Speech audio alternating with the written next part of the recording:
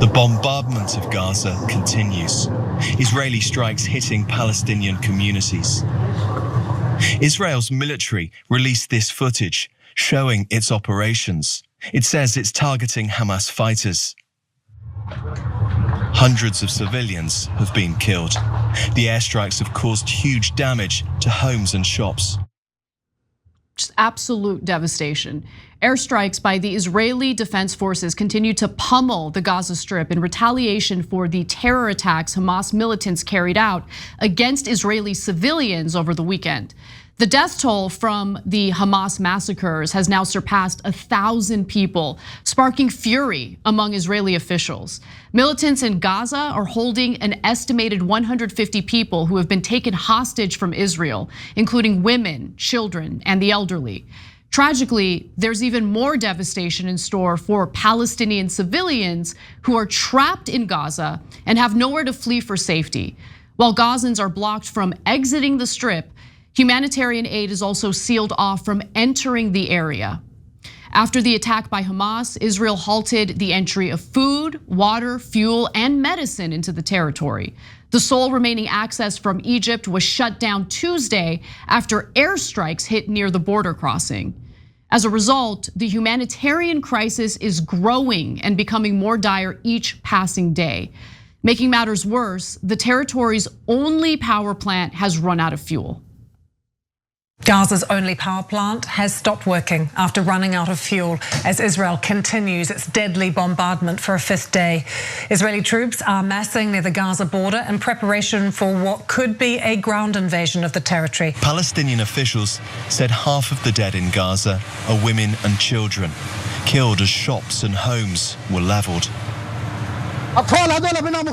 Children are now playing here where they should be sleeping. What is this? This is not a life. We are living here, surrounded by rubble. Gaza is destroyed. Everything is destroyed. With Gaza's only power plant shut down, only private generators are left to power homes and hospitals. The Gaza Strip's biggest hospital, Al-Shifa, only has enough fuel to keep power on for 3 days. And that's according to Matthias Kans, a Gaza-based official for Doctors Without Borders. The group said the 2 hospitals it runs in Gaza were running out of surgical equipment, antibiotics, fuel, and other supplies. We consumed 3 weeks worth of emergency stock in 3 days, he said. Now, the Palestinian Red Crescent said other hospitals' generators will run out in just 5 days.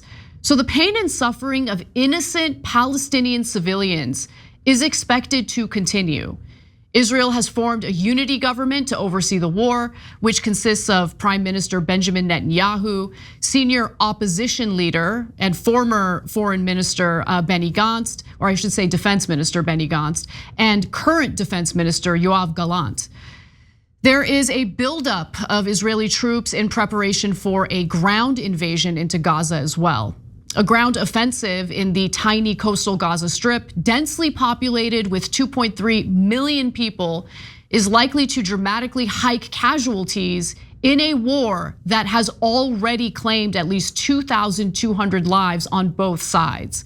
Some 250,000 people have fled their homes in Gaza, more than 1/10 of the population, most crowding into UN schools, others crowded into a shrinking number of safe neighborhoods in the strip of land only 25 miles long, wedged among Israel, Egypt, and the Mediterranean Sea. Now, the Israeli Defense Forces have responded to the terror attacks carried out by Hamas over the weekend exactly how you'd expect they would. And its Western allies, including the United States, have already declared their commitment to helping Israel defend itself.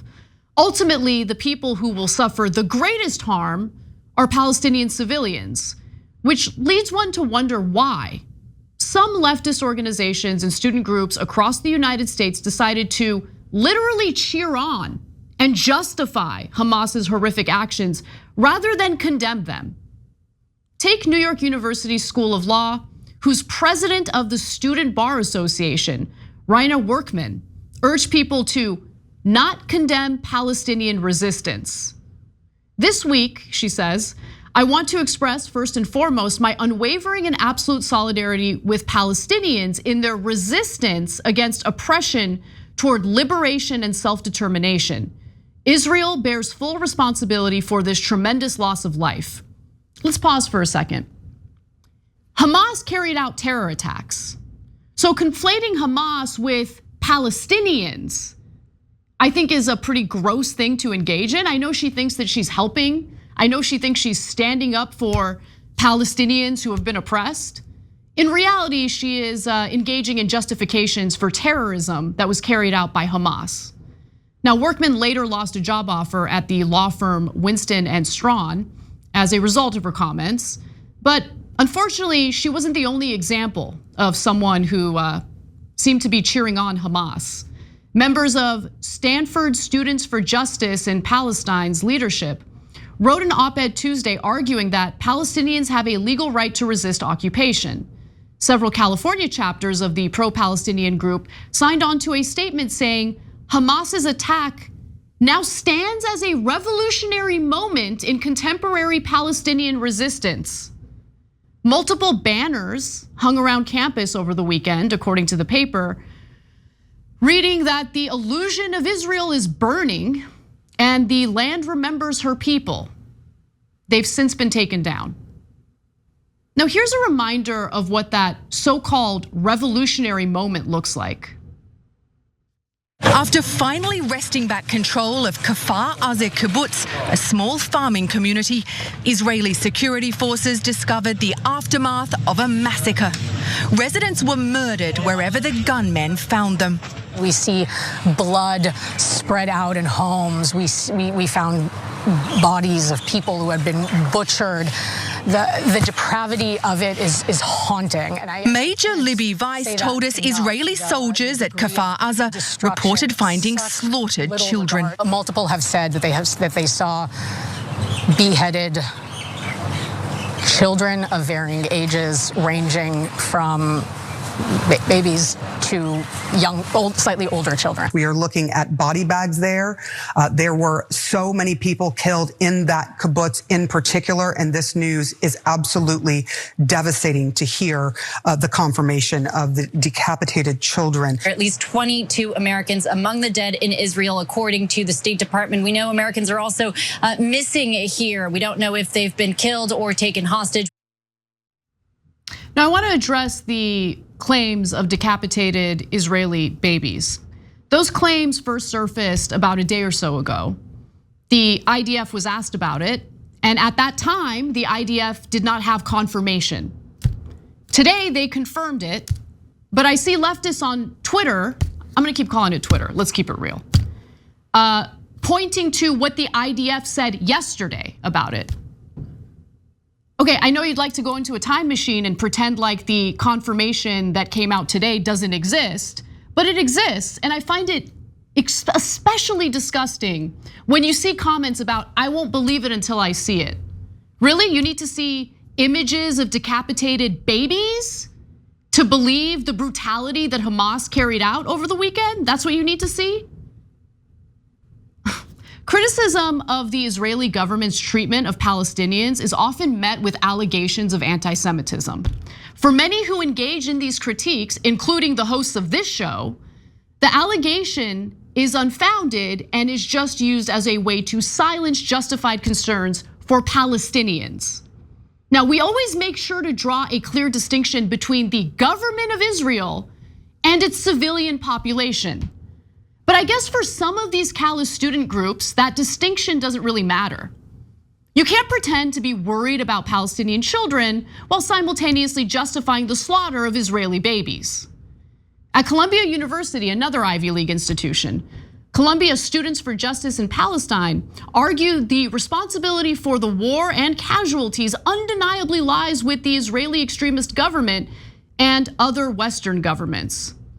Or, you can condemn and denounce the brutal terrorist attacks carried out by Hamas militants, which specifically targeted innocent civilians. Doing so doesn't make light of war crimes committed by Israel's government, but it makes your little student group look like heartless terrorist sympathizers. But I'm not done yet, because the New York City chapter of the Democratic Socialists of America promoted a pro-Palestinian rally over the weekend. Here's what that looked like. When the Palestinians broke through the fence, they put the F-35s on.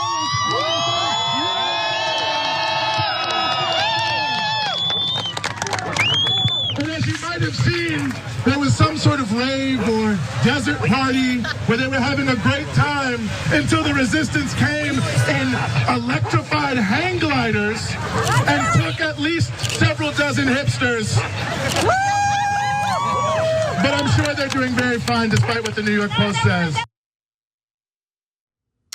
What the speaker was referring to was one of the massacres that took place at a music festival in Israel last Saturday. Hamas militants flew in on motorized paragliders and began shooting at festival goers. At least 260 people were gunned down and killed, and many are still missing. Some were also kidnapped and taken hostage. AOC luckily spoke out against those comments and the bigotry displayed. She received some backlash from leftists as a result. But the NYC DSA chapter wasn't the only group that thought it was totally okay to celebrate the slaughter of innocent civilians. The Chicago chapter of Black Lives Matter put this disgusting message on X. The post includes the silhouette of a Hamas militant on a paraglider, along with the Palestinian flag and the message, "I stand with Palestine."